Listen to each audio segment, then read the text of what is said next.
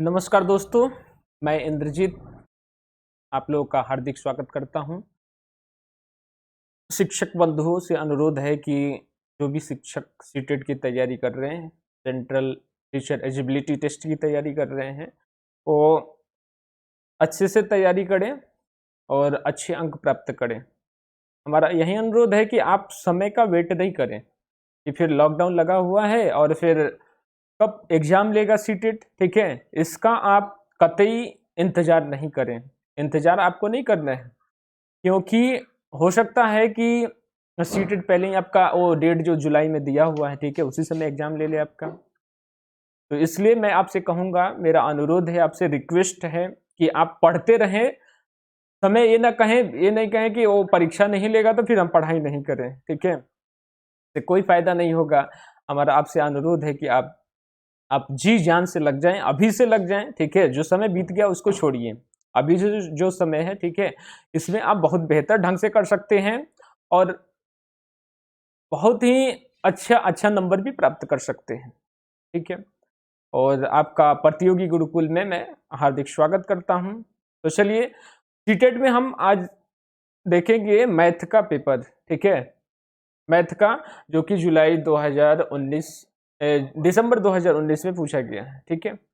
तो चलिए question number 31 से शुरू करते हैं हम। क्वेश्चन नंबर 31 में है क्या, क्वेश्चन नंबर 31 में 3 ब्रांड एबीसी के पेन क्रमशः 10, 12 और 24 के पैकेटों में उपलब्ध है। यदि एक दुकानदार को तीनों प्रकार के पेन समान संख्या में खरीदने हैं तो उसके द्वारा खरीदे जाने वाले पैकेटों की न्यूनतम संख्या कितनी होगी। आपको करने क्या है इसमें, न्यूनतम संख्या, जहां भी न्यूनतम लगा रहे ना, ठीक है, यानी मिनिमम संख्या पूछ रहे हैं, मिनिमम डेट मीन्स एलसीएम करना है आपको। तो एलसीएम में होता क्या है कि जो भी नंबर दिया हुआ है ना, एलसीएम निकालिए इसका। अगर एलसीएम निकालते हैं हम, देखिए 10, 12 और 24 का एलसीएम, तो 10, 12 और 24 का एलसीएम निकालें, ठीक है, तो आप बहुत सारे ढंग से निकाल सकते हैं एलसीएम, ठीक है। जैसे ये गुणनखंड में ये जो होता है फैक्टराइजेशन मेथड, इसको ऐसे 10, 12 और 24 लिख करके ऐसे बना सकते हैं आप, ठीक है। तो सबसे पहले तो ये सबसे मिनिमम जो नंबर रहता है ना, 2 से ही भाग देते हैं ना, उससे देखा जाता है। तो ये 5 हो जाएगा, 6 हो जाएगा, ये 12 हो जाएगा। फिर आगे देखते हैं, तो फिर ये कितने नंबर से जाएगा, तो 6 से, 2 से जाएगा, 6 से डायरेक्टली ले जा सकते हैं आप, ठीक है। तो 5, ये 6 कब 6 हो गया, ये हो गया 6 दूना 12। इसको मल्टीप्लाई कीजिए तो 6 दूना 12, 12 पचे 60, 60 दूना 120, यानी एलसीएम हुआ कितना इसका, तो एलसीएम जो हुआ 120 हुआ। यानी 120 ब्रांड ए भी खरीदना होगा, ब्रांड बी भी खरीदना होगा, ब्रांड सी भी 120 खरीदने पड़ेंगे। यानी बोल रहे हैं ना कि तीनों प्रकार के पेन समान संख्या में खरीदने हैं आपको, ठीक है। तो देखिए, तो ए नंबर भी आपको 120 खरीदना है, ठीक है। तो 120 यानी इसमें आप इसका निकाल रहे हैं ना, ए का निकालना है, तो 120 तो टोटल हो रहे हैं ना, 120। अच्छा, फिर ये 10 से आप इसमें भाग दे दीजिए, तो कितना होगा, आपका आ जाएगा 12, यानी ए का मान आ गया कितना, 12। फिर बी का निकालना है, तो वैसे ही 120 में आप कितने से भाग देते हैं, और डिवाइड कर दीजिए, ये कितना हो जाएगा बी वाला, ये हो जाएगा 10। सी वाला निकालना है आपको, तो 120 में आप कितना से भाग देंगे, 24 से भाग दे देंगे। तो 24 से भाग देंगे तो कितना आएगा, 5 आएगा। यानी आपका आ रहा है कितना, 12, 10 और 5। फिर ऑप्शन देख लीजिए आप कौन सा ऑप्शन हो रहा है, ठीक है। तो फिर आपका ऑप्शन कौन सा हो रहा है, ऑप्शन नंबर 4, ऑप्शन नंबर 4, ठीक है। यानी 12, 10 और 5। चलिए, तो फिर आप समझ चुके हैं अच्छे ढंग से, ठीक है। अगर नहीं समझे होंगे तो फिर आप कमेंट में हमें बताइएगा, फिर हम समझाने की कोशिश करेंगे, लेकिन समझ गए होंगे आप, हमें आशा है कि आप समझ गए होंगे, ठीक है। क्वेश्चन नंबर 32 चलते हैं। बोला है कि एक वर्ग की भुजा 4 सेंटीमीटर है, ठीक है, इसे काट कर 4 बराबर वर्गों में विभाजित किया गया है, प्रत्येक छोटे वर्ग का क्षेत्रफल कितना होगा। देखिए, वर्ग यही है, ठीक है, इसकी भुजा दिया हुआ कितना, 4 सेंटीमीटर, यानी सभी भुजा वर्ग की बराबर होती है, ठीक है। अब इसको काटा जा रहा है 4 बराबर भागों में, ठीक है, 4 बराबर भाग हो गया वर्ग। अब देखिए टोटल कितना था, यहां से लेकर के यहां तक, तो कितना था, 4 सेंटीमीटर था, ठीक है। अब इसको काट दिया तो कितना हो गया 2 यहाँ तक और 2 यहाँ हो गया, ठीक है। तो इधर वाला भी तो 2 2 हो जाएगा, ठीक है। तो ई वाला एक वर्ग मिला आपको जो, ठीक है, ये बोल रहा है कि छोटे वर्गों का आप क्षेत्रफल बता दीजिए। तो वर्ग का क्षेत्रफल होता क्या है, वर्ग का क्षेत्रफल जो होता है भुजा स्क्वायर होता है, ठीक है, भुजा स्क्वायर होता है। तो भुजा स्क्वायर हुआ, अब देखिए भुजा स्क्वायर हुआ यानी 2 का स्क्वायर, तो 2 का स्क्वायर कितना होगा 4 सेंटीमीटर स्क्वायर यानी 4 सेंटीमीटर स्क्वायर इसका आंसर हो जाएगा। फिर आगे बढ़ते हैं, क्वेश्चन नंबर 33 देखिए, ये बोला कि निम्न में से कौन सा कथन सही नहीं है, ठीक है। कौन सा कथन सही नहीं है, नहीं जहां लगा हुआ है ना जरूर आप विशेष ध्यान देंगे, बहुत जरूरी चीज है। अगर आप नहीं ये नहीं समझ पाए, नहीं समझ पाए तो फिर आपका क्वेश्चन गड़बड़ होने वाला है, ठीक है। तो इन नहीं पे जरूर ध्यान दीजिएगा। ऑप्शन नंबर 1 पढ़ते हैं, बोले सभी अभाज्य संख्या विषम संख्याएं होती है। सभी अभाज्य संख्याएं विषम संख्या नहीं होती हैं, क्यों? क्योंकि पहला अभाज्य संख्या हमारा शुरू होता है, तो पहला अभाज्य संख्या 2, सबसे छोटी अभाज्य संख्या अगर बोला जाए तो 2 होता है। अगर सम अभाज्य संख्या की बात किया जाए तो सम अभाज्य संख्या भी 2 होता है। 2 के बाद 3 5 7 ऐसे करके अभाज्य संख्या हमारी जाती है। अगर अभाज्य संख्या की परिभाषा देखें हम, तो वैसी संख्या जो एक और अपने आप को छोड़ करके किसी भी नंबर से डिवाइड नहीं हो तो उसको बोलते हैं हम अभाज्य संख्या, ठीक है। तो अभाज्य संख्या कौन सी नंबर, सबसे छोटी अभाज्य संख्या हमारी 2। तो बोल रहे कि ये ऑप्शन नंबर 1 में देख रहे सभी अभाज्य संख्या विषम संख्या होती है, ये तो 2 कंडीशन ये फॉलो नहीं कर रहे हैं ना। ऑप्शन नंबर 1 ये बोल रहा है कि सभी अभाज्य संख्या विषम संख्याएं होती है, जो 2 है पहला अभाज्य संख्या ये तो सम हो गया, तो यही बोल रहे हैं ना, यही कंडीशन फॉलो नहीं कर रहा है। बोल रहे कौन सा कथन सही नहीं है, तो यही तो सही नहीं है। ऑप्शन नंबर 1 जो है आपका सही नहीं है, बाकी ऑप्शन देखने की अब जरूरत भी नहीं है। अगर आपका फुली कंफर्म है तो फिर देखने की जरूरत नहीं है। चलिए फिर आगे देखते हैं, बोले वह संख्या जो 1 से 10 दोनों सम्मिलित, ठीक है, तक सभी संख्याओं से विभाज्य होगी निम्न है। तो इसका करना क्या है आपको कि 1 से लेकर के 10 तक नंबर, ठीक है, यानी जो सभी नंबर से भाग लग जाए इसमें, यानी 1 2 3 4 5 6 7 8 9 10, ठीक है, 1 से लेकर के 10 तक वैसी कौन सी संख्या है जो सबसे भाग लग जाए, ठीक है, यही देख रहे हैं आपको। बोले सभी संख्याओं से विभाज्य होगी, तो 2 से भी विभाज्य होना चाहिए। तो पहला नंबर तो देख लेते हैं हम, ठीक है, कि 10 जो है तो 2 से तो विभाज्य है लेकिन 3 से विभाज्य नहीं है, तो ऑप्शन नहीं होगा। अब देखिए 100 जो है ना, ठीक है, 3 से ये भी नहीं होगा ना विभाज्य, ये भी ऑप्शन नहीं होगा। फिर देखते हैं ऑप्शन नंबर 3, 3 से विभाज्य करके देखिए तो 3 दूना 6, ठीक है, कट गया, फिर 0 हुआ और फिर 4 हुआ, तो 3 एकम 3, ये भी तो नहीं कटेगा 3 से। फिर कटे ऑप्शन होगा, एक ही ऑप्शन तो बचा 2520, तो फिर यही ऑप्शन हो गया। ये सब नंबर से कटेगा, देखिए 2 से भी कटेगा 3 से भी कटेगा। 3 से कटने का नियम क्या होता है कि यदि अंकों का योगफल 3 से कट जाए तो संख्या 3 से कटती है। 9 से डिजिबिलिटी रूल क्या होता है कि वह संख्या जो अंकों के योग से कट जाए, देखिए 2 5 7 2 0, इसको जोड़िए तो 2 + 5 + 2 यानी 9 होगा ना। तो 9 से भी कटेगा, 3 से भी, 3 से कट रहा है तो बस 3 3 के 9, यानी 3 से कट रहा है, डेट मीन्स ये संख्या जो है ना 3 से विभाज्य है।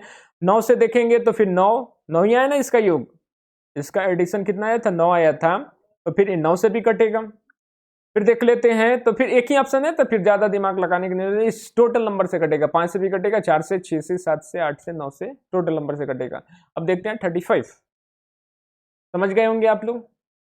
चलिए देखते हैं 35 है कि आयशा के पास केवल 5 रुपये 10 रुपये के सिक्के हैं, यदि उसके पास सिक्कों की कुल संख्या 25 और 160 रुपये धन है तो उसके पास 5 और 10 के सिक्कों की संख्या कितनी है, यही पूछा जा रहा है आपसे, ठीक है। तो यहाँ पे हम देख रहे हैं कि 5 रुपये और फिर है 10 रुपये, यही है ना, 5 रुपये और 10 रुपये, ठीक है, 5 रुपये और 10 रुपये हैं। बोले उसके पास सिक्कों की कुल संख्या 25 और 160 रुपये धन है टोटल। ठीक। तो हमें लास्ट में पूछ रहे हैं ना कि उसके पास 5 रुपये और 10 पैसे, 10 रुपये, 5 रुपये 10 रुपये की सिक्कों की संख्या टोटल पूछ रहे हैं। किसी को भी मान लीजिए टोटल कितना है, मान लीजिए तो हम 5 रुपये वाला एक्स मान लेते हैं, ठीक है। फिर 10 रुपये वाला जो है ना टोटल कितने हैं, 25 ही है ना, कुल संख्या 25 है, तो ये हो जाएगा 25 माइनस एक्स, क्योंकि 25 तो उधर एक्स तो हो चुका है ना, टोटल 25 ही है हमारे, तो इधर एक्स, तो 25 में से एक्स घटाना पड़ेगा, ठीक है। ये क्या माने हम, क्या माने, संख्या हो गया ना इनका। अब देखिए, अब इसका टोटल रुपए हम देखें, ठीक है, तो 5 रुपए के एक्स सिक्के, मान लीजिए 5 रुपए के 2 सिक्के होते हमारे, 5 रुपए के 2 सिक्के होते, तो 5 दूना उसका मूल्य कितना हो जाएगा, 5 दूना 10, तो 5 रुपए के एक्स सिक्के हो रहे हैं, यानी कि इसका मूल्य कितना हो जाएगा, 5 गुने एक्स यानी 5x, प्लस इधर कितना हो रहा है, 10 रुपए के, मान लीजिए आपके पास 10 सिक्के हैं, तो कैसे क्या करेंगे उसका मूल्य निकालने के लिए 10 गुने 10 करेंगे ना आप, 10 में 10 से मल्टीप्लाई करेंगे। वैसे ही यहाँ भी है कि 10 इंटू 25 माइनस एक्स, इसको मल्टीप्लाई करना पड़ेगा आपको। अब बराबर टोटल कितना आ जाएगा आपके पास धन, तो टोटल धन हो जाएगा 160, यानी इतना के बराबर इतना हो जाएगा। अब इसको हल कर लीजिए, आंसर आ जाएगा 5x, अब प्लस ये कितना हो जाएगा, तो ये 250 हो जाएगा, माइनस 10x इक्वल टू 160। अब देखिए 10x में से ही 5x आपको क्या करना पड़ेगा, घटाना पड़ेगा ना, जो बड़ा में से छोटा घटाया जाता है, लेकिन चिन्ह चेंज नहीं होगा, यानी चिन्ह जो बड़ा होता है ना उसी का चिन्ह दिया जाता है। तो यहाँ पे माइनस का हम देंगे साइन, और 10x में से 5x गया यानी 5x, फिर देखिए 250 उधर जाएगा तो माइनस हो जाएगा, ठीक है, यानी 160 में से 250 चला गया, ठीक है, तो फिर 250 घटा लीजिए आप, ठीक है, तो होगा कितना, इधर 160 माइनस 250 आएगा कितना, यानी माइनस 5x हो गया, इधर आ जाएगा कितना, माइनस 90 हो जाएगा। अब इसको काटिए, माइनस से माइनस ही कैंसिल आउट हो गया, 5 से इसको काट दीजिए तो कितना आएगा, 18 आएगा, ठीक है, x इक्वल टू कितना आया, 18। टोटल सिक्के कितने थे, टोटल धन, टोटल सिक्कों की संख्या था 25, तो एक हो गया, यानी 5 रुपये और सिक्कों की संख्या कितने माने थे हम, x माने थे, यानी x का मान कितना है 18, तो एक 18 हो गया, तो दूसरा कितना होगा 7 होगा, 18 7 25, यानी ऑप्शन नंबर 1। चलिए उसके बाद देखते हैं क्वेश्चन नंबर 36। इसमें बोले मान ज्ञात कीजिए, तो 17.5 गुने 3, ठीक है, इसको गुना कीजिएगा, तो 5 3 15 और 17 3 51, 51 1 52.5 हो जाएगा, तो गुना कर देना, बस पहले मल्टीप्लाई की क्रिया ही होता है, ठीक है। अब यहाँ पे देखिए भाग का चिन्ह है, यहाँ पे भाग का चिन्ह है, ये जो है ना भाग का चिन्ह है, तो इस 7 तरीके माइनस का चिन्ह है ना, यहाँ पे माइनस दे दीजिए, 7 तरीके 3 टाइम्स में वो कट जाएगा, फिर माइनस का चिन्ह है, तो माइनस 12.5 तिहाई, ठीक है, तो 12 तिहाई 36, आधा तिहाई 1.5 यानी 37.5, ठीक है। अब देखिए ये माइनस वाला एक साथ जोड़ दीजिए आप, तो इस 52.5 में से आपको माइनस करना पड़ेगा, ठीक है, कितना माइनस करना, ये दोनों को जोड़िए एक साथ, तो 37 3 40.5, 40.5 आप इसको माइनस कीजिए, तो आएगा कितना, यानी 0.5 में से 0.5 गया, यानी 0 हो जाएगा। अब 52 में से 40 घटा लीजिए, तो कितना आएगा 12 आएगा, 12.0 यानी 12, तो कितना नंबर ऑप्शन है, ऑप्शन नंबर 2। आगे फिर देखते हैं हम, इसके बाद है कि एक बाग के वृक्षों में नीम की वृक्षों की संख्या 1/6 भाग है, ठीक है, यानी 1/6 है। नीम की वृक्ष जो है ना 1/6 है, आधे वृक्ष अशोक के हैं और शेष यूकेलिप्टस के हैं।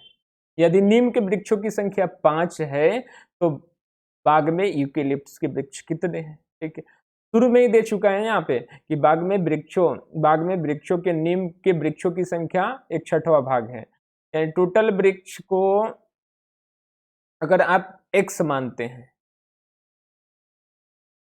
कुल वृक्ष बराबर x, ठीक है, तो बोल रहा है कि x का 6वां भाग यानी x का 1/6 बराबर कितना नीम का वृक्ष है 5, यानी नीम है 5। तो यहाँ पे देखिए ये 6 इधर नीचे है ना, तो नीचे है यानी भाग में है, तो भाग में इधर जाएगा तो कितना हो जाएगा, x बराबर कितना हो जाएगा, 6×5 गुना हो जाएगा, उधर जाएगा तो गुना हो जाएगा, तो 6×5 यानी नीम की संख्या कितनी हो गई, नीम टोटल वृक्षों की संख्या यानी कुल कितना हो गया 30। अब बोल रहा है आधे वृक्ष अशोक के हैं, अब इसमें 30 में आधे वृक्ष अशोक के हो गए तो बचे कितने, ठीक है, शेष हो गए 15, शेष 15 हो गए। अब बोल रहे शेष यूकेलिप्टस के हैं, शेष यूकेलिप्टस के हैं। सबसे पहले तो ऊपर वाला ध्यान दीजिए कि एक भाग में वृक्षों के नीम के वृक्षों की संख्या 1/6 भाग है, तो 1/6 भाग यानी 5 है, आधे वृक्ष अशोक के हैं और शेष यूकेलिप्टस के हैं, ठीक है। तो सबसे पहले तो नीम वाला वृक्ष छांट ही लीजिए आप, टोटल 30 हैं और 30 में से आधे वृक्ष अशोक के हैं, एक मिनट, एक बाग में वृक्षों में नीम के वृक्षों की संख्या का 1/6 भाग है, यानी टोटल हम तो x माने थे ना, कुल नीम के वृक्ष x फिर 1/6 यानी 5 बराबर दिया ही था, तो x बराबर टोटल यानी टोटल वृक्षों की संख्या 30 आ गया। आधे वृक्ष अशोक के हैं, तो आधे वृक्ष अशोक के हो गए ना, ठीक है, तो आधे वृक्ष और शेष यूकेलिप्टस के हैं। सबसे पहले तो आधा अब निकाल लीजिए, तो 30 में से आधा निकाल लिए तो फिर आधा कितना बचा, 15 ही बचा। अब 15 में से 5 क्या है, नीम है, 15 में से 5 नीम है, तो कितना हो जाएगा आपका, 15 में से 5 नीम हो गया, तो 10 ही बचेंगे ना, यूकेलिप्टस वाले जो बचेंगे वो 10 ही होंगे, ठीक है, तो यूकेलिप्टस 10 ही होंगे। एक मिनट, अच्छा अब देखिए आगे तो समझ गए होंगे आप लोग क्वेश्चन को, कि नीम के वृक्षों की संख्या का 6वां भाग है और फिर आधे वृक्ष अशोक के हैं और शेष यूकेलिप्टस के हैं, यदि नीम के वृक्षों की संख्या 5 है, यहाँ पे दिया है ना नीम के वृक्षों की संख्या, तो फिर आप यहाँ इसी से कंपेरिजन करें, कुल x माने हैं तो नीम x का यानी टोटल का 1/6 इक्वल टू 5, तो x बराबर कितना हो गया, तो 6×25 नीचे डिवाइडेशन में ना, भाग में है तो इधर जाएगा तो गुना में हो जाएगा, 6×25 टोटल। और यूकेलिप्टस यहाँ पे बोले अशोक, आधे वृक्ष अशोक के हैं, तो आधा 30 में से 15 गया यानी 15 बचा, तो 15 अशोक का हो गया, फिर शेष यूकेलिप्टस के हैं, 5 उसी में से नीम का है, फिर 15 में से तो 5 नीम वाला निकाल दीजिए, तो यूकेलिप्टस वाला 10 ही बचेगा, फिर क्या होगा। चलिए फिर आगे देखते हैं। इसके बाद बोल रहा है एक रेलगाड़ी दिल्ली से 29 अगस्त 2019 को 4 बज के यानी 16:30 मतलब कि शाम 4:30 बजे प्रस्थान करती है और अपने गंतव्य स्थान पर 31 अगस्त 8:45 बजे पहुंचती है। 8:45 बजे यानी सुबह 8:45 बजे पहुंचती है। इस यात्रा का कुल समय है, यही देखना है ना आपको। अब देखिए 29 अगस्त से लेकर के आपको 31 अगस्त तक देखना है समय, टाइमिंग यही देखना है ना। अगर हम 4:30 यानी शाम 4:30 बजे से देख लें, शाम 4:30 बजे से, ठीक है, 31 अगस्त इस सुबह का ही बात है, 8:45 बजे पहुंच चुका है सुबह, ठीक है। तो अगर हम देखते हैं कि यहाँ पे 8:45 बजे यानी सुबह 8:45, तो 4:30 बजे से 4:30 बजे तक देख लेते हैं, 29 से 31 यानी 3 दिन हुआ ना, ठीक है।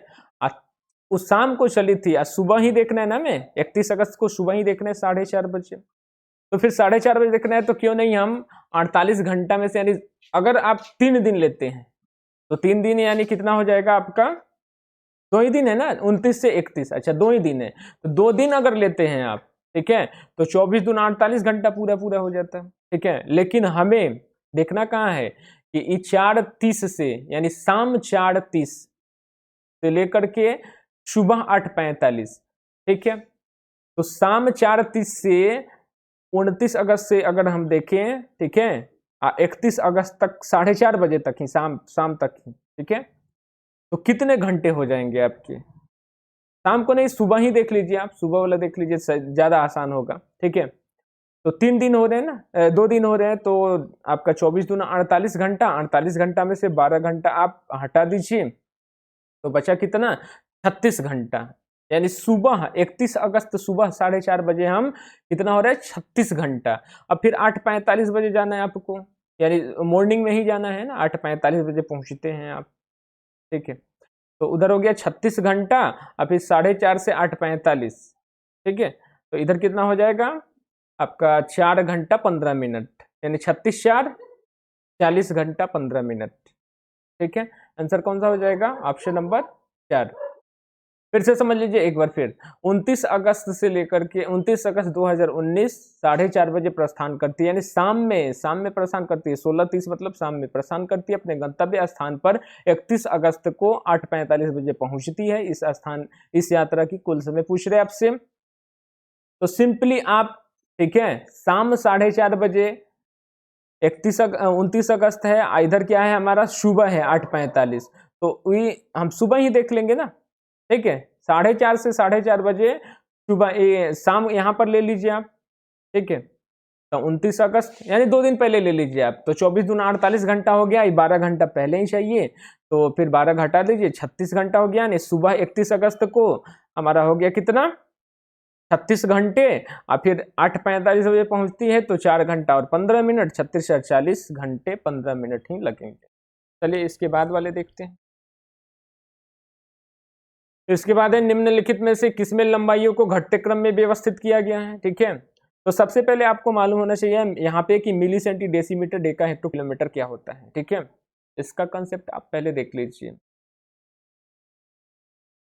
देखिए, होता है milli centi decimetre,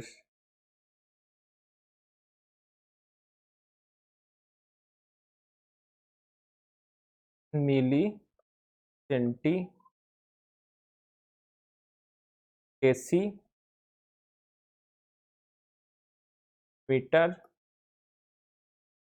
deca hecto kilometre, ठीक है। Milli centi decimetre deca hecto kilometre, थोड़ा सा इसको ध्यान से आप याद रख लीजिएगा। अब देखिए इसको मीटर में कैसे बोलेंगे, तो millimetre, centimetre, decimetre, metre, decametre, hectometre, kilometre, ठीक है। अगर इसको बोलना है हमें ग्राम में, तो कैसे बोलेंगे, मिलीग्राम, सेंटीग्राम, डेसीग्राम, मीट, ठीक है। अब मीटर जहां है यहाँ पे हो जाएगा आपका क्या, ग्राम। यहीं पे यहाँ पे क्या हो जाएगा, किलोमीटर की जगह किलोग्राम, ठीक है। तो मिलीग्राम, सेंटीग्राम, डेसीग्राम, ग्राम, डेकाग्राम, हेक्टोग्राम, किलोग्राम, ठीक है। फिर आगे देखना है आपको, इसको देख सकते हैं लीटर में भी, तो मिलीलीटर, सेंटीलीटर, डेसीलीटर, ठीक है। और फिर यहाँ पे ग्राम जहाँ है यहाँ पे आ जाएगा लीटर। तो millilitre, centilitre, decilitre, litre, decalitre, hectolitre, kilolitre, ठीक है। यहाँ पे आ जाएगा लीटर, तीनों में बदल सकते हैं आप। अब यहाँ पे थोड़ा सा ध्यान देने की जरूरत है आपको, ठीक है, कि अगर आप ऊपर क्या है हमारा, कम, कम से आप नीचे की, यानी कम से अधिक की ओर जा रहे हैं, ठीक है, ठीक, कम से अधिक की ओर जा रहे हैं, इधर से नीचे से इधर से जा रहे हैं, फिर इधर से जा रहे हैं आप, यानी नीचे से ऊपर की ओर जा रहे हैं, ठीक है। तो यहाँ पे 10 का, यानी हर जगह है एक स्पेस में 10 का अंतर पड़ता है, ठीक है। यानी मिली से सेंटी में आइएगा आप, ठीक है। फिर डेसी से, तो यहाँ पे कितना हो जाएगा, 10 का मार्जिन होगा, समझ रहे ना।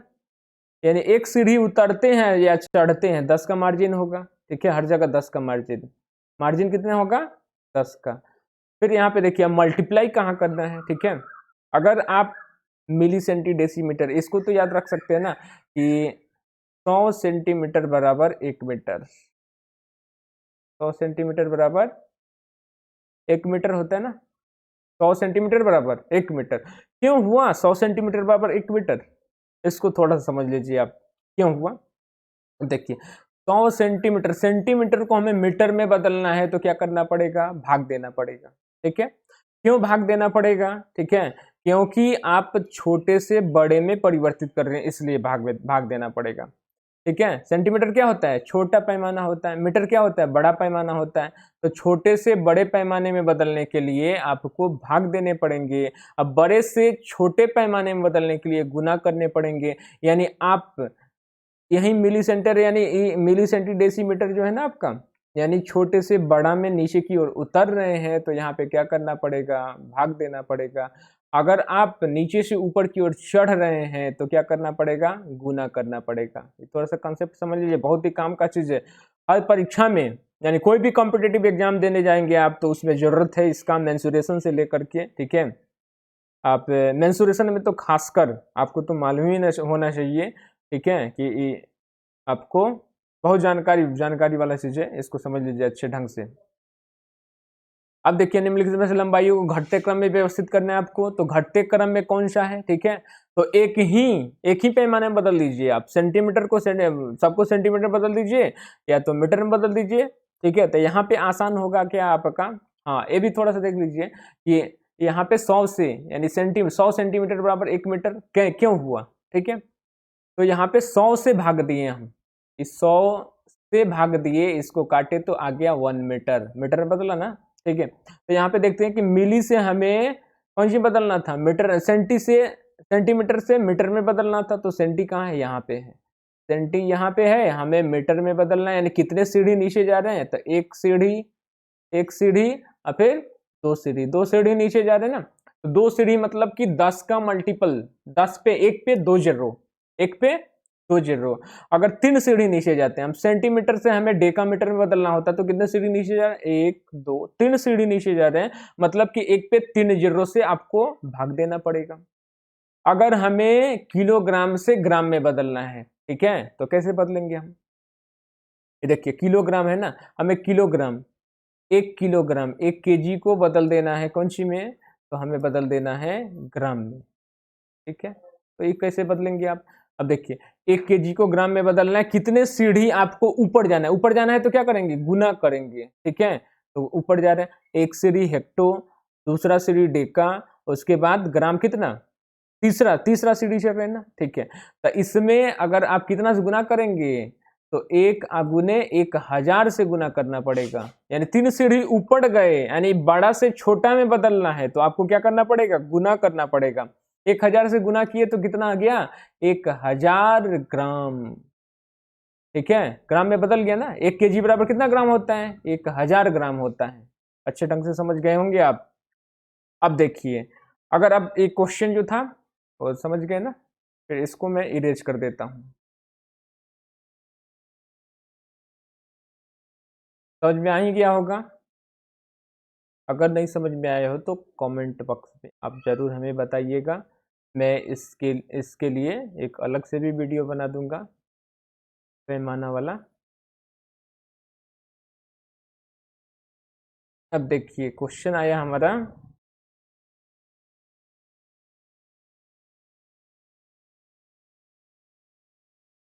ठीक है।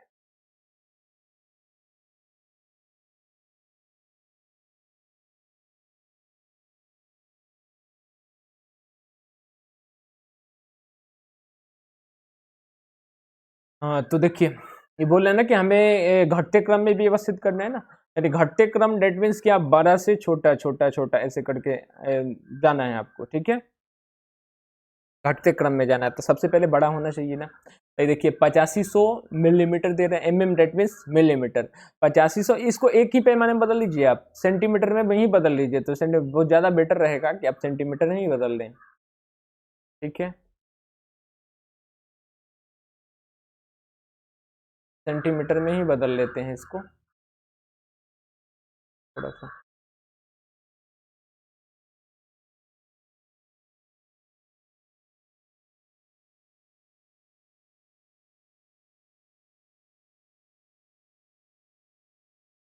परेशान कर रहा है,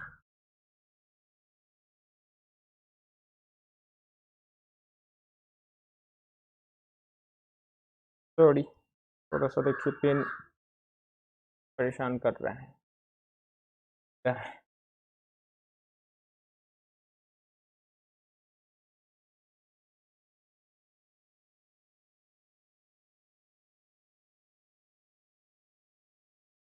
करके रख दिए पेन ने।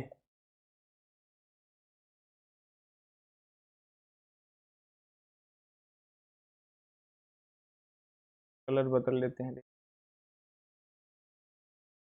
तो चलिए हो गया, थोड़ा सा हुआ।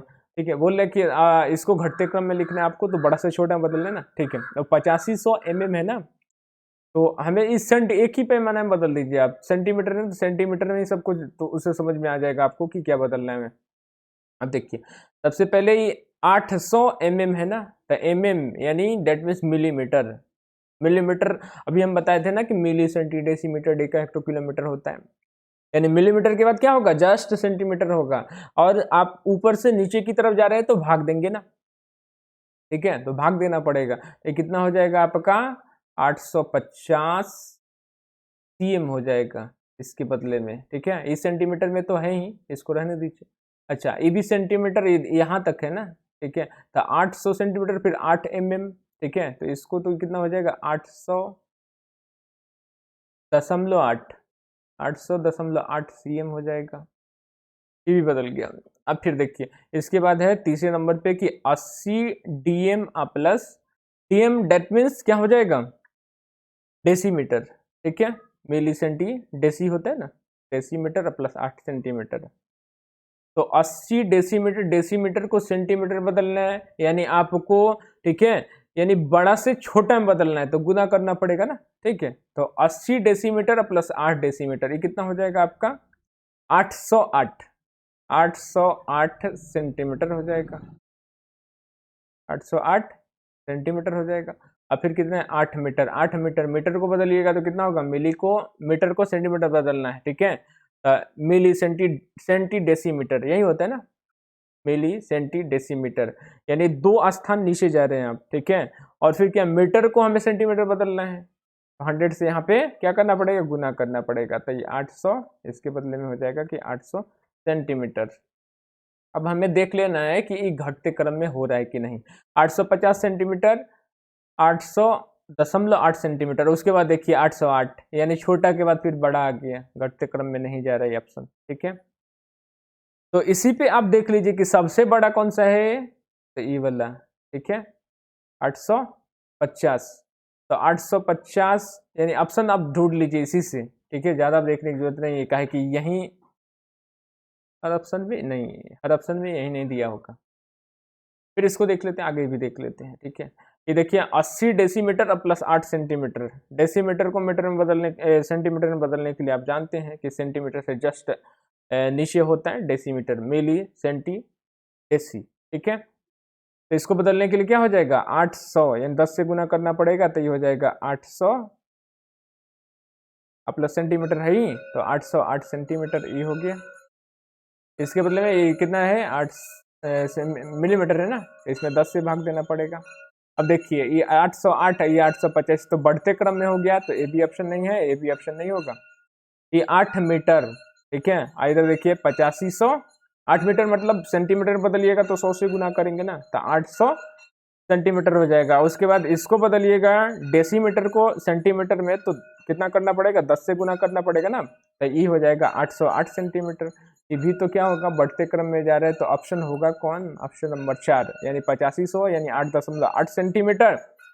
ये हो जाएगा आपका 808। 850 के बाद ये हो गया आपका 850 cm, उसके बाद हो गया 808 cm सेंटीमीटर, ये 80 centimetre, 80 centimetre 800 centimetre plus 8 mm को बदलिएगा तो फिर इसमें 10 से आपको क्या करना पड़ेगा, भाग देना पड़ेगा, तो ये हो जाएगा 800.8 सेंटीमीटर। फिर लास्ट वाला कितना हो रहा है, 8 मीटर। 8 मीटर को हम लिख सकते हैं सेंटीमीटर बदलने के लिए 100 से गुना यानी 80 सेंटीमीटर। देखिए 850 सेंटीमीटर, 808 सेंटीमीटर, यानी घटते क्रम में पूरा जा रहा है। ऑप्शन नंबर 4 हो जाएगा। आगे फिर देखते हैं, एक 180 सेंटीमीटर लंबी तार को एक आयत का रूप दिया गया है। यदि आयत की चौड़ाई 30 सेंटीमीटर हो तो उसकी लंबाई कितनी होगी। एक आयत की लंबाई जो है, लंबी तार है ना, तो एक आयत का रूप दिया गया है, चौड़ाई 30 सेंटीमीटर है, तो इसकी लंबाई क्या होगी। अब देखिए 180 सेंटीमीटर लंबी तार है, आयत का क्षेत्रफल क्या होता है, तो आयत का जो 180 सेंटीमीटर लंबी तार को एक आयत का रूप दिया गया है, चौड़ाई इतनी है तो लंबाई कितनी है, यही पूछा जा रहा है ना। ठीक है, तो यहाँ पे आयत की लंबाई पूछा जा रहा है। तो यहाँ पे ये देखिए, जब भी लंबी तार को मोड़ करके ये आयत बनाया जा रहा है, यानी ऐसे बनाया जा रहा है, तार को मोड़ करके, यानी इसकी बात क्या क्या हो रही है, परिमाप की बात हो रही है, इसकी परिमाप, इसकी बात हो रही है, इसकी बाउंड्री की। तो आयत का परिमाप कितना होता है, तो आयत का परिमाप कितना होता है, 2 इंटू लंबाई प्लस चौड़ाई, 2 इंटू एल प्लस बी।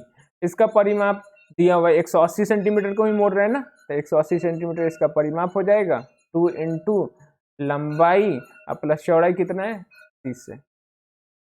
2 से इसमें भाग दीजिएगा तो कितना हो जाएगा, 2 से कटेगा कितना बार में, तो 90 बार में, और 30 आके इधर घट जाएगा, ये घट जाएगा, तो लंबाई कितना हो जाएगा, 90 में से 30 गया 60 सेंटीमीटर इसका आंसर हो जाएगा। ठीक है, चलिए आगे बढ़ते हैं। इसके बाद बोले कक्षा 2 के छात्रों को 44 लिखने के लिए कहा गया, तो कुछ ने 404 लिखा। अध्यापक के रूप में आप इसको कैसे संबोधित करेंगे, ठीक है। बोले उनके कॉपियों में सही उत्तर लिखेंगे, ये तो कोई संबोधित करने की तरीका नहीं हुआ। उन्हें मूर्त पदार्थ से विनिमय नियम समझाएंगे, ठीक है, ऑप्शन नंबर 2 है। ऑप्शन नंबर 3, उनको उस समूह में रखेंगे जिसने सही लिखा है, इससे भी आंसर नहीं आ रहे हैं। उन्हें सही उत्तर प्राप्त करने के लिए कहेंगे, ठीक है। सही उत्तर प्राप्त करने के लिए आप कैसे कहेंगे, बच्चा समझ ही नहीं रहा है, ठीक है। सबसे पहले उन्हें क्या करेंगे, जब भी आप प्राइमरी स्टेज की बात हो रही है, मूर्त पदार्थ की मतलब समझ रहे हैं ना, कि कोई भी उसको क्या करेंगे हम, ठीक है, मूर्त यानी आपके सामने जो दिख रहे हैं ना, ठीक है, उसको दिखाएंगे, ठीक है। मूर्त पदार्थ यानी जो भी वस्तु है, ये देख रहे हैं मोबाइल, तो मोबाइल इसको दिखाएंगे कि देखो कैसा है मोबाइल, ठीक है। मूर्त पदार्थ यही हुआ कि जो दिखे आपको, एकदम प्रत्यक्ष दिखे। तो मूर्त पदार्थ से विनिमय नियम समझाएंगे, बिल्कुल सही ऑप्शन है ऑप्शन नंबर 2, ठीक है। कॉपी में सही उत्तर लिखने के लिए कहेंगे नहीं, ठीक है। आप सही उत्तर लिखने के लिए उसको सोचने के लिए आपको समझाना पड़ेगा कैसे सोचे बच्चा, ठीक है। समूह में करेंगे, समूह में तो करना ही नहीं है, जिसने सही लिखा है गलत और सही को बाइफरकेट नहीं करना है आपको, कि किसने सही लिखा गलत लिखा, सबको सिखाना है, एक साथ लेके चलना है। समावेशी शिक्षा हमारा यही कहता है। चलिए तो चलते हैं 42। गणित के प्राथमिक पाठ्यक्रम में प्रतिचित्रण का परिचय देने का मुख्य प्रयोजन क्या है। गणित के प्राथमिक पाठ्यक्रम में प्रतिचित्रण, ठीक है, प्रतिचित्रण यानी मैपिंग का परिचय देने का मुख्य प्रयोजन क्या है, ठीक है।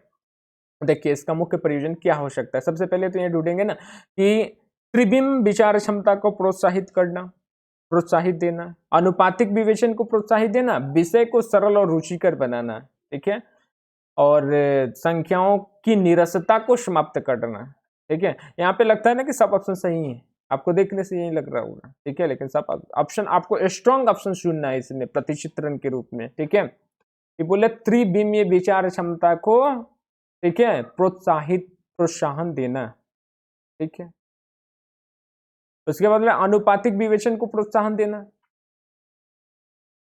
अब देखिए 80 नंबर, विषय को सरल और रुचिकर बनाना, ये तो सही है, लेकिन सबसे स्ट्रॉन्ग ऑप्शन त्रिविमीय विचार क्षमता को प्रोत्साहन देना, यानी बच्चा जो भी है ना वो प्राइमरी स्टेज में है, तो उसे त्रिविमीय यानी कोई भी आप त्रिविमीय फिगर दिखाइएगा, 3 डायमेंशनल फिगर दिखाइएगा तो ज्यादा समझेगा, ठीक है। ये प्रतिचित्रण यानी मैपिंग की बात हो रही है तो ज्यादा समझेगा, तो ए नंबर तो इसका बिल्कुल सही है, ठीक है।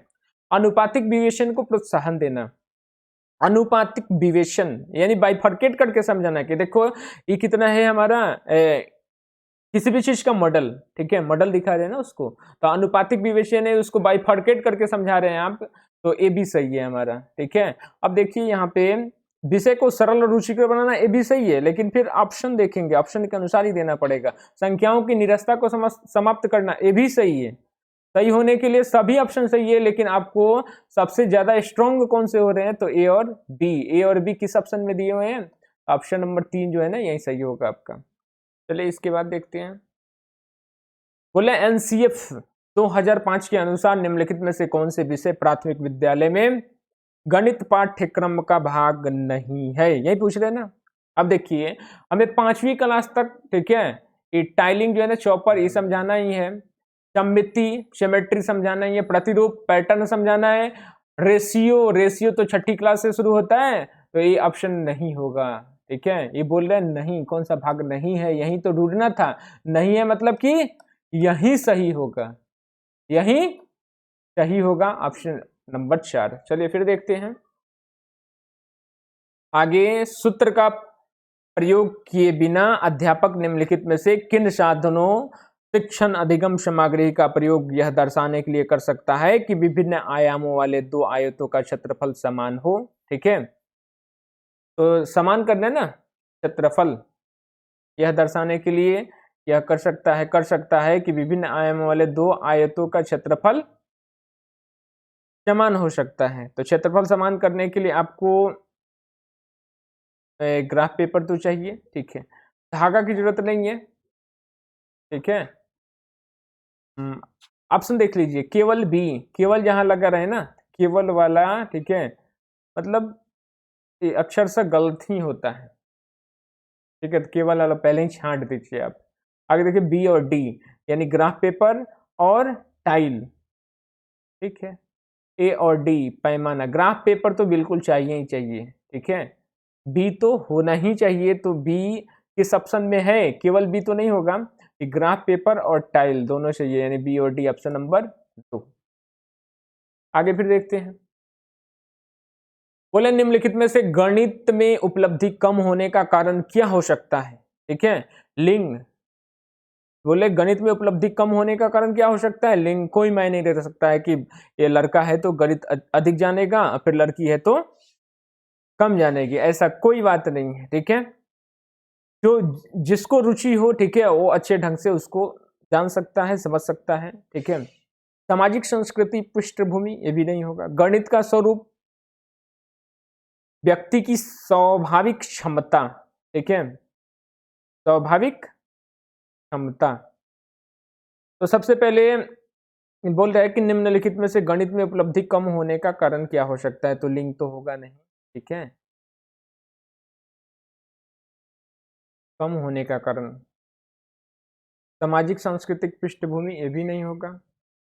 गणित का स्वरूप, नेचर ऑफ मैथमेटिक्स, व्यक्ति की स्वाभाविक क्षमता, एक स्वाभाविक क्षमता ये तो नहीं होती है, ठीक है। तो इसका गणित का स्वरूप ही देखा जाएगा कि गणित में उपलब्धि यानी उसकी पैटर्न कैसा है। अगर किसी भी बच्चे को आप वो 5वीं क्लास में, 4थी क्लास में पढ़ रहे हैं और फिर 6ठी क्लास का मैथ दे दिए, उसका स्वरूप वो स्टैंडर्ड हो गया और ज्यादा स्टैंडर्ड हो गया, तो फिर वो नहीं बना पाएगा ना। तो यही यानी उपलब्धि कम होने का कारण क्या है, यही गणित का स्वरूप उसका जो है ना उपलब्धि कम होने का कारण है।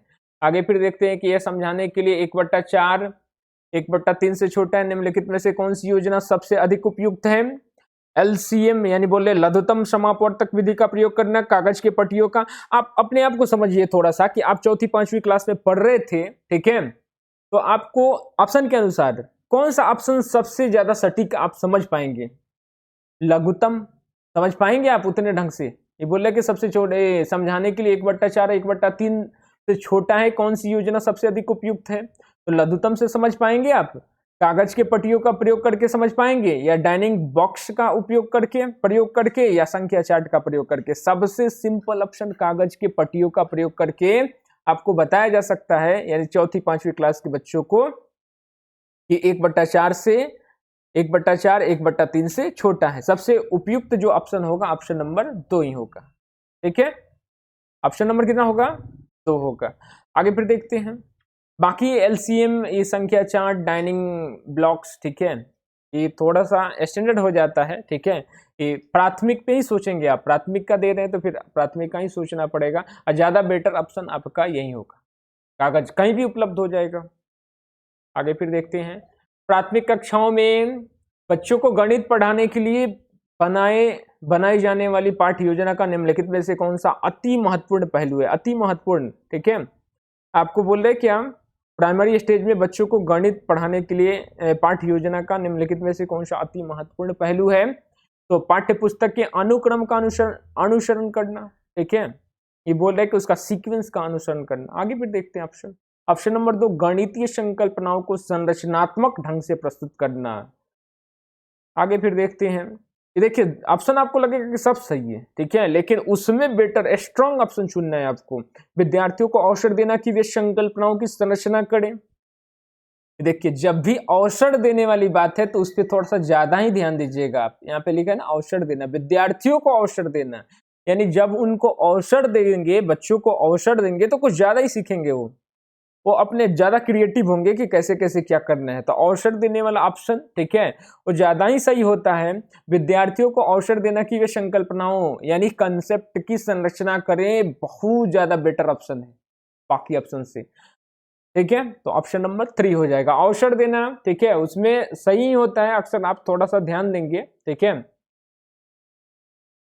निम्नलिखित में से किसे संरचनात्मक यानी रचनावादी गणितीय कक्षा कक्ष का लक्षण नहीं माना जा सकता है, यही पूछा जा रहा है ना।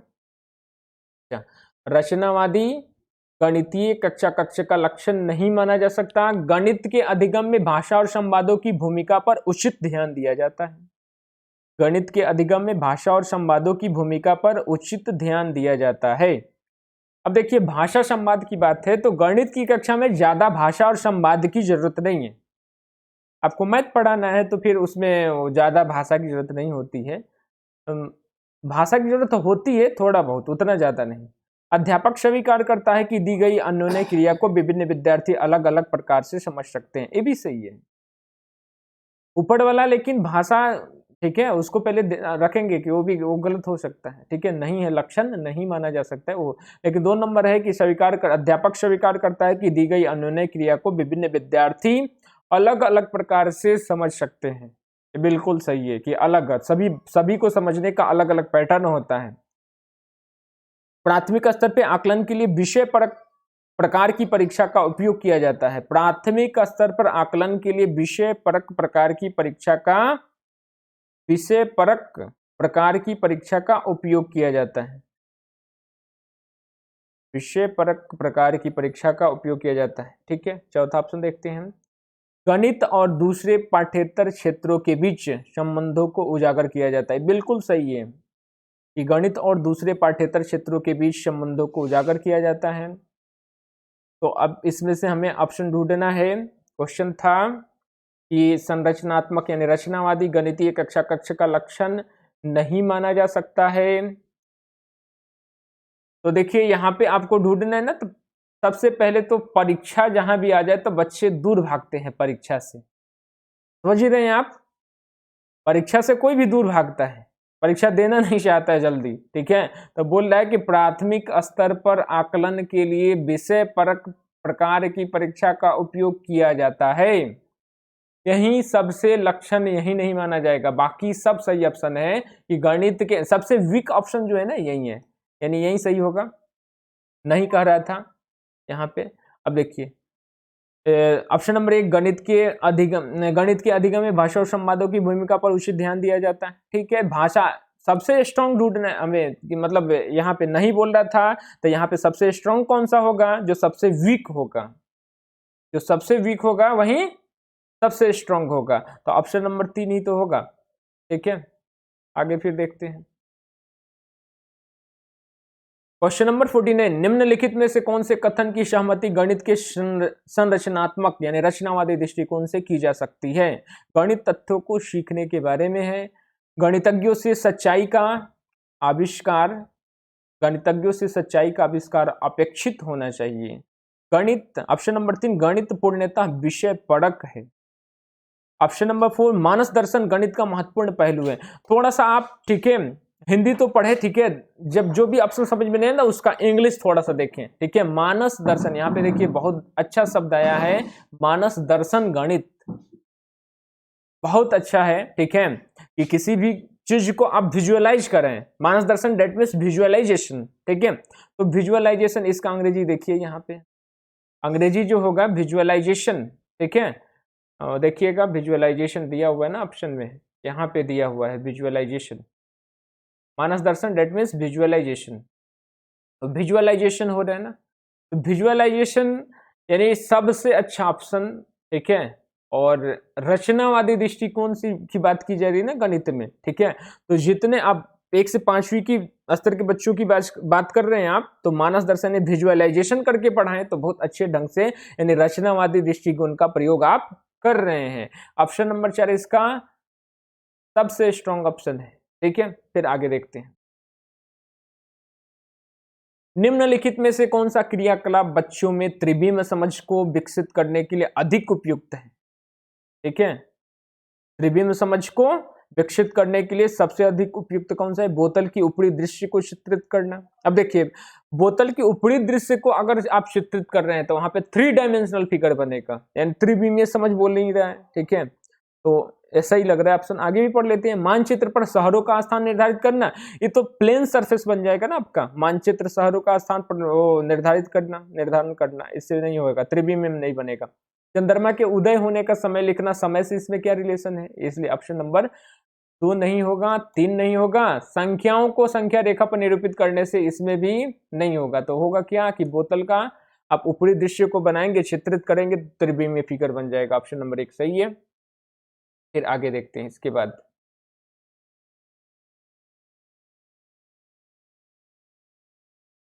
चलिए, क्वेश्चन नंबर 51, गणित के अधिगम के संबंध में निम्नलिखित में से क्या सही नहीं है? ये बताना है आपको, क्या सही नहीं है। ठीक है, गणित में उत्कृष्ट प्रदर्शन की प्रतिभा स्वाभाविक होती है। अगर स्वाभाविक होती तो मैथ से लोग डरते क्यों? प्रतिभा स्वाभाविक होती तो डरते क्यों? ठीक है, ऐसे तो डरना नहीं चाहिए, ठीक है, लेकिन डरते हैं। बहुत सारे लोग हैं मैथ से डरते हैं, तो प्रतिभा इसमें स्वाभाविक नहीं है। स्वाभाविक होती तो मैथ से कोई भागता ही नहीं। ठीक है, मैथ में कम नंबर किसी का आता ही नहीं। ठीक है, इसलिए ऑप्शन ये बोले निम्नलिखित में से क्या सही नहीं है, यही तो सही नहीं है, यानी सबसे स्ट्रॉन्ग ऑप्शन तो यही है, यही सही नहीं है, यही पूछा जा रहा था। ठीक है, फिर आगे आपको पढ़ने की जरूरत भी नहीं है, आगे देखने की जरूरत नहीं है। देखिए, अध्यापक को देख लेते। फिर अध्यापक के सीखने वालों के प्रति विचारों का अधिगम परिणामों पर प्रभावशाली असर होता है।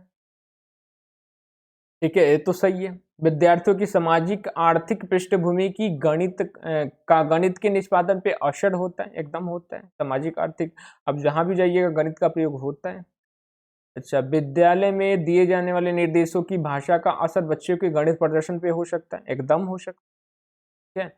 यानी आपको सबसे स्ट्रॉन्ग ऑप्शन इसमें बोले कौन नहीं हो सकता है, तो नंबर 1। आगे फिर देखते हैं क्वेश्चन नंबर 52, बोले निम्नलिखित शाब्दिक समस्या के प्रकार को पहचानिए। मेरे पास 6 पेंसिल है, मनीष के पास मेरे से 2 अधिक पेंसिल है, तो मनीष के पास कितनी पेंसिल है? यहाँ पे क्या किया जा रहा है? सबसे पहले तो यहाँ पे देखिए 6 पेंसिल है, इसके पास 2 अधिक, यानी 2 अधिक ऐड कर रहा है, यानी जमा हो रहे हैं। 8 पेंसिल मनीष के पास। ठीक है, तो यहाँ पे हो क्या रहा है? तुलना किया जा रहा है, मेरे से मनीष की तुलना की जा रही है, और फिर जमा क्या हो रहा है? ऐड हो रहा है, यानी जमा हो रहा है, तो तुलनात्मक जमा यहाँ पे आंसर होगा। फिर आगे देखते हैं क्वेश्चन नंबर 53, हिंदू अरबी गणना प्रणाली के लिए निम्नलिखित में से कौन सा सही नहीं है? ठीक है, तो देखिए हिंदू अरबी गणना प्रणाली यानी डेसिमल सिस्टम की बात की जा रही है ना। ठीक है, तो डेसिमल सिस्टम में कितने अंकों का प्रयोग किया जाता है? 10 अंकों का प्रयोग किया जाता है, 0 से लेकर के 9 तक। ये बोल रहा है कि एक संख्या में अंक की स्थिति इसका मान बताती है। बिल्कुल सही है, यह योगात्मक प्रकृति का है, इसको जोड़ सकते हैं, घटा सकते हैं, सही है। इसमें आधार की प्रणाली का पालन किया जाता है। दो आधार तो द्विआधारी में होता है, बाइनरी सिस्टम में होता है। ठीक है, नहीं है यानी सही नहीं, यही सही नहीं है। गुणात्मक प्रवृत्ति का होता है, योगात्मक प्रवृत्ति का डेसिमल सिस्टम हिंदू अरबी गणना प्रणाली होती ही है। ठीक है, बाइनरी सिस्टम में 0 और 1 का प्रयोग किया जाता है, यानी इसमें 2 ही अंक का प्रयोग होता है, इसलिए क्या हो जाता है? बाइनरी सिस्टम, यानी हिंदू अरबी में 10 अंक का प्रयोग होता है, इसमें 2 ही अंक का प्रयोग होता है। ये बाइनरी का दिया हुआ है, इसलिए गलत है। आगे फिर देखिए, प्राथमिक स्तर पे ज्यामिति के अध्यापन के लिए वांछनीय प्रक्रिया पहचानिए। प्राथमिक स्तर पे आपको ज्यामिति पढ़ाना है 1 से 5वीं के बच्चों को। ठीक है, तो क्या करेंगे आप? प्राथमिक स्तर पे ज्यामिति को सरल मूलभूत आकृतियों की पहचान तक सीमित रखना। सीमित तो रखना ही नहीं है बच्चों को, ठीक है, उसको तो आप क्रिएटिव बनाना है, उसका बियॉन्ड जो माइंड होना, बियॉन्ड डेवलपमेंट होना चाहिए, सीमित नहीं रखना है। तो इसलिए ऑप्शन ए नहीं होगा। आगे बोल रहे अध्यापक को प्रारंभ में सरल आकृतियों की स्पष्ट परिभाषा बताना ही नहीं है बच्चों को। प्राथमिक स्तर पे परिभाषा पे जोर नहीं देना है। ठीक है, और उदाहरण दिखाना, उदाहरण तो दिखा सकते हैं, लेकिन परिभाषा आपको सिखाने की जरूरत नहीं है प्राथमिक स्तर पे, इसलिए ये भी ऑप्शन गया। बच्चों को प्रचुर अवसर दिए जाने चाहिए कि वे दिक् स्थान की अंतरदर्शी समझ को विकसित कर सके। बहुत अच्छा ऑप्शन, बहुत अच्छा। कि बच्चों को प्रचुर मात्रा में अवसर दीजिए। ठीक है, कि देखो बेटा ये क्या है, तो ये जो है ना, ये जो है त्रिभुज है, त्रिभुज का आप क्या किए, त्रिभुज का एक डायग्राम मतलब फोटो ही दे दिए उसको, एक आकृति, सॉलिड आकृति दे दिए। देखो बेटा ये त्रिभुज है, ये चतुर्भुज है। ठीक है, तो क्या प्रचुर अवसर दिए जाना चाहिए, अधिक आसान के अंतर्दर्शी समझ को विकसित कर सकते, यानी वो उसके माइंड में बैठ जाएगा। ठीक है, सब जो उसका सब कॉन्शियस माइंड है वो बैठ जाएगा कि त्रिभुज है, तो दिक आसान के अंतर्दर्शी समझ को विकसित करेगा। बिल्कुल सही ऑप्शन है। फिर आगे देखते हैं, प्राथमिक स्तर पे चौथा ऑप्शन भी देख लो, प्राथमिक स्तर पे व्यापक ज्यामितीय शब्द संग्रह नहीं करवाना है आपको, का विकास करना उद्देश्य नहीं होना चाहिए। ये बोल रहे हैं कि प्राथमिक स्तर पे व्यापक ज्यामितीय शब्द संग्रह का विकास करना उद्देश्य नहीं होना चाहिए, शब्द संग्रह होना चाहिए। ठीक है, बच्चों का ज्यामितीय शब्द संग्रह तो होना चाहिए ना, बच्चों को मालूम होना चाहिए कि त्रिभुज है, चतुर्भुज है, ये सब होना चाहिए, उद्देश्य नहीं है, ये बोल रहे गड़बड़ है। ठीक है, ये गड़बड़ है, तो आंसर क्या होगा, ऑप्शन नंबर 3। आगे बोल रहा है कि निम्नलिखित में से क्या गणितीय तर्कना का सूचक है। गणितीय तर्कना परिभाषा, परिभाषा वाला जब भी दिया ना प्राथमिक स्तर पे परिभाषा पे जोर नहीं दिया जाता है, गलत हो गया।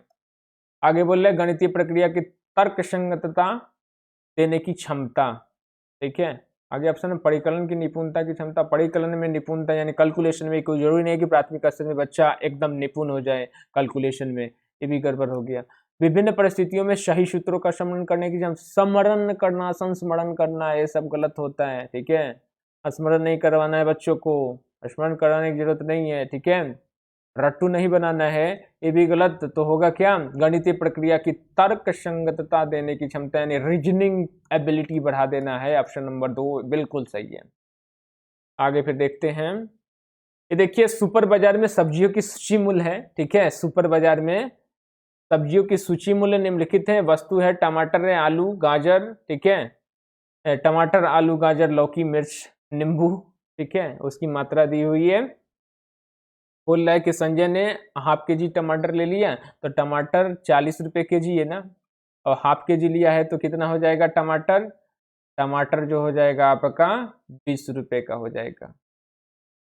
अब फिर देखिए ये बोल रहे हैं ना कि आलू, 1 के जी आलू ले रहे हैं, तो आलू है कितना, आलू की मात्रा 2 के जी का दाम 25 रुपए है ना, मात्रा 2 के जी, उसका दाम दिया हुआ है 25 रुपए, तो कितना 1 के जी ले रहे हैं ना, तब 12.5 रुपए, 12.5 ही हो जाएगा। आगे फिर बोल रहे हैं हाफ के जी गाजर, गाजर है कहाँ, 250 ग्राम का दाम 20 रुपए, तो 250 लेगा, हाफ के जी लेगा तो कितना हो जाएगा। ठीक है, 20 दूना 40 रुपए, 250 का दाम 20 रुपए, तो फिर आधा के जी का दाम 40 रुपए। आगे है फिर कि 250 ग्राम मिर्च लेता है, तो 1 के जी मिर्च का दाम, मिर्च यहाँ पे है। ठीक है, यहाँ 100 ग्राम मिर्च का दाम 10 रुपये। ठीक है, 50 ग्राम का दाम 5 रुपये होगा ना, 250 ग्राम का पूछ रहे हैं। ठीक है, तो 10 दूना 20, 5 25 रुपये, 100 ग्राम का दाम 10 रुपये, तो फिर 250 ग्राम का दाम 25 रुपये। फिर आगे है 6 नींबू खरीदे, नींबू कितना खरीद रहा है 6। ठीक है, 4 नग, इधर दिया हुआ इसका मूल्य 10, 4 नग, नग, नग मीन्स पीस, इधर दिया है इसका,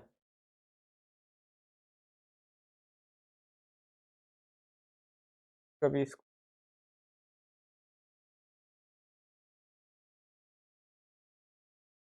कैसे बढ़ने लगा।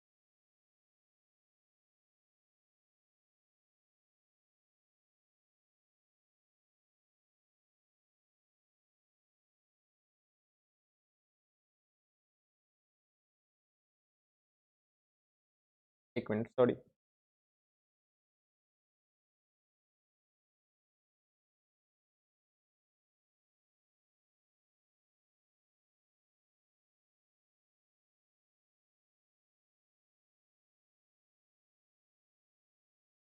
आ गया।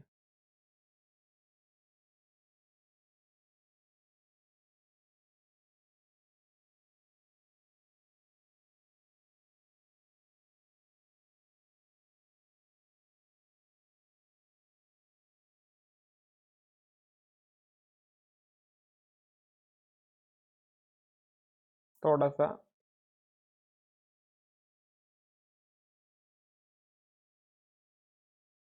क्वेश्चन नंबर कहाँ तक पहुंचे थे हम लोग?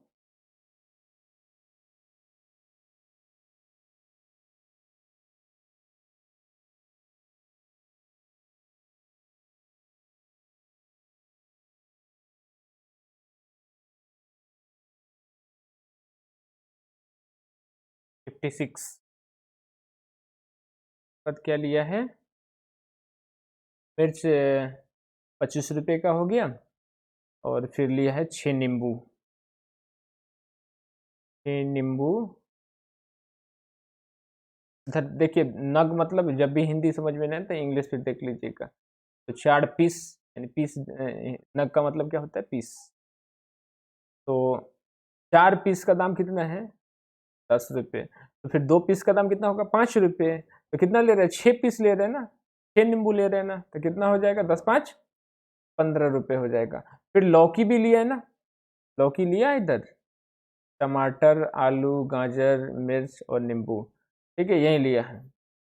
अब टोटल जोड़ लीजिए आप, कितने रुपए हो गए, ठीक है। तो टोटल जोड़ेंगे हम, ठीक है। इधर देख लेते हैं, 25 और 15, 40, 40, 40, 80, 80 या 20, ठीक है, 100, 100 हो गया, 112.5 रुपये, और 200 का नोट दिया हुआ है, तो कितना हो जाएगा? उसे कितने रुपए वापस मिलेंगे? अब घटा लीजिए, ठीक है, 200 में से 112.5, 112.5 हमें हटा लेना है, ठीक है। 112 ये घटाइएगा तो इधर आ जाएगा आपका 100 में से 50, ये 0 में से 0 गया, 10 में से 5 गया 5, इधर हो गया कितना? 9, 9 में से 2 गया 7, इधर हो गया आपका, इधर एक हासिल दे ही दिए है ना, ठीक है। इधर 9 हुआ, 9 में से 1 गया 8, एक में से यानी 87 रुपये 50 पैसे। ये फिर देखते हैं, बोल रहे 57 की मैं एक 2 अंकों की संख्या हूँ, ठीक है। दहाई के स्थान पे अंक, दहाई के स्थान पर अंक और इकाई के स्थान पे अंक का क्रमिक अभाज्य संख्या है। क्रमिक अभाज्य संख्या है, क्रमिक मतलब देखिए, 2 हुआ तो 2 के बाद 3, ठीक है। क्रमिक अभाज्य 2 3 हो जाएगा, नहीं तो 5 7 होगा, ऐसे करके होगा, ठीक है। 3 5 हो भी सकता है, 1 भी 3 हो। अब बोल रहे हैं अंकों का योग 3 और 4 का गुणज होना चाहिए, तो 3 और 4 का अगर गुणज देखें हम, ठीक है, तो 3 और 4 का गुणज, पहला गुणज यानी इसका एलसीएम, सबसे पहले छोटा एलसीएम देखेंगे, तो ये छोटा एलसीएम क्या होगा? एलसीएम क्या होगा? 12, यानी गुणज इसका यही हो जाएगा, 3 और 4 का गुणज 12। अब यहाँ पे 12 हो रहा है ना, ठीक है, तो 12 बोल रहा है कि 2 अंकों की संख्या हो, तो सब तो 2 ही संख्या, 2 अंकों की है। इकाई के स्थान पे अंक, दहाई के स्थान पर अंक, इकाई के स्थान पर अंक क्रमिक अभाज्य संख्याएं हैं, और अंकों का योग कितना होना चाहिए? 3 और 4 का गुणज, 3 और 4 का गुणज 12, तो किसका योग 12 हो रहा है? तो ये 3 2 5 ही होगा, 5 3 8 ही होगा, 1 3 4 ही होगा, तो 7 5 12, यानी ऑप्शन नंबर 1 ही होगा, 57 जो होगा आंसर। क्वेश्चन नंबर 58, एक रेलवे स्टेशन पर कार पार्किंग दर निम्न रूप से चित्रित की गई है। अगर 2 घंटे तक आप, ठीक है, पार्किंग कर रहे हैं तो 50 रुपये, 2 घंटे से ऊपर और 5 घंटे से कम 75 रुपये, 5 घंटे के पश्चात अगर पार्किंग करते हैं तो 8 घंटे तक प्रति अतिरिक्त 10 रुपये देना पड़ेगा। 8 घंटे से ऊपर और 12 घंटे तक कंडीशन है कि 150 रुपये दीजिए, अपना कार लेके जाइए। 12 घंटे से ऊपर और 24 घंटे तक आप पार्किंग कर रहे हैं तो 250 रुपये आपको लगेंगे। अब बोल रहा है कि राजीव अपनी कार को 7 AM तक पार्क किया, 7 AM पर पार्क किया, और उसे उसी दिन ही लेने वह 4:30 PM 4:30 PM पर आया। उसे कितने रुपए भुगतान करना होगा? टोटल बताने आपको। अब देखिए, 7:30 बजे यानी सुबह, ठीक है, पार्क किया, उसे उसी दिन ही लेने वह 4:30 PM चला गया, ठीक है, यानी घंटे कितने हुए? अगर सुबह 7 बजे से लेकर शाम 7 बजता तो 12 घंटे होते, यही 4:30 बजे ही बोल रहे ना, कितना 2.5 घंटे कम है, 12 घंटे में 2.5 घंटे कम, क्या? तो 12 घंटे में 2.5 घंटे कम, यानी 12 घंटे में से आप 2.5 घंटा निकाल दीजिए, तो होगा कितना? 12 घंटे में से 2.5 घंटा निकालें, 9.5 घंटा हो जाएगा। तो ये बोले ना कौन सा कंडीशन फॉलो हो रहा है? 2 घंटे तक ये फॉलो नहीं हो रहा है, ये नहीं होगा। 2 घंटे से ऊपर और 5 घंटे तक ये भी नहीं होगा। कितना घंटे हो रहे हैं? 9.5 घंटे। 9.5 घंटे तक वह पार्किंग किया है, ठीक है। 5 घंटे से ऊपर ये भी कंडीशन नहीं तो हो रहा है, लेकिन अभी आगे फिर देख लें। 8 घंटे से ऊपर और 12 घंटे तक, तो 9.5 इसी के बीच में तो आएगा ही। 8 घंटे से ऊपर और 12 घंटे तक, यानी क्या हो जाएगा? 9.5 घंटा, यानी ऑप्शन नंबर डी जो है ना, ठीक है। 150 रुपये कितना देने पड़ेंगे उसे? 150 रुपये अदा करने पड़ेंगे, यानी 9.5 घंटे के लिए। अब 150 रुपये किस ऑप्शन में दिया हुआ है? तो ऑप्शन नंबर 2 में दिया है, आंसर हो गया। ये बोल रहे हैं कि आरोही क्रम में व्यवस्थित करने पर निम्नलिखित में से कौन सी संख्या तृतीय स्थान पे होगी? अब देखिए आरोही क्रम डेट मीन्स क्या होगा? बढ़ते क्रम में बताने आपको, ठीक है। तो सबसे छोटा कौन सा हो रहा है इसमें देखिए, तो ये सबसे एक नंबर पे क्या हो जाएगा? 0.77। दूसरे नंबर पे अगर देखें तो 0. ठीक है 007, ठीक है। तीसरे स्थान पे बोल रहे ना। अब देखिए तीसरे स्थान पे ये भी 0.7 है, इसमें भी 7.7 इसमें भी है, 7.7 इसमें भी है, ठीक है। तो इस 7 पॉइंट आई देखिए 7.07, तो तीसरे स्थान पर तो यही हो जाएगा ना, ठीक है। तीसरे स्थान पे 7.07 किस ऑप्शन में है? ऑप्शन नंबर 3, ठीक है। आगे देखते हैं आज का लास्ट क्वेश्चन। एक 5 अंकों की संख्या में दहाई के स्थान का अंक 8 है, इकाई के स्थान का अंक दहाई के स्थान के अंक का 1/4 है, हजार के स्थान का अंक 0 है, ठीक है। हजार के अंक का स्थान कितना है? 0 है, तो 1000वें नंबर पे 0 किस ऑप्शन में आ रहा है? इकाई दहाई सैकड़ा हजार, इसमें तो ही नहीं होगा, नहीं। इकाई दहाई सैकड़ा हजार, इसमें भी नहीं है। इकाई दहाई सैकड़ा हजार, इसमें भी नहीं है ना, ये भी नहीं होगा। इसमें देखिए इकाई दहाई सैकड़ा हजार, चौथे नंबर पे तो हजार यानी 0 है ही है। ऑप्शन नंबर 4 जो हो गया आंसर हो गया। तो फिर यहीं मैं समाप्त करता हूँ इस सेशन, ठीक है। हमें विश्वास है कि आपको समझ में आया होगा, ठीक है। और फिर जो भी नहीं समझ में आया आप कमेंट में लिखिए हमें, ठीक है। और जो भी सुझाव देने हमें आप सुझाव दे सकते हैं बेहतर ढंग से, हम उसके लिए प्रयास करेंगे, ठीक है। फिर नमस्कार, फिर मिलते हैं अगले क्लास में, ठीक है। आप खुश रहिए, हमारा आपके साथ आशीर्वाद है, प्रेम है, सहानुभूति है, ठीक है। चलिए ओके।